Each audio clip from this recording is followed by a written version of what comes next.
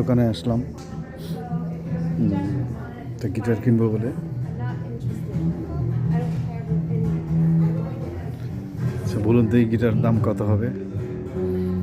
হ্যাঁ, এই গিটারের দাম হচ্ছে $3,625, প্রায় 3.5 লাখ টাকার কাছাকাছি।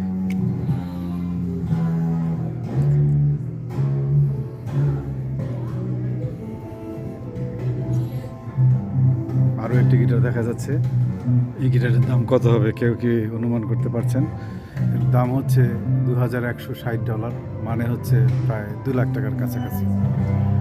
আর সস্তা গিটারও রয়েছে। এই গিটারের দাম হচ্ছে $660, মানে 60,000 টাকা।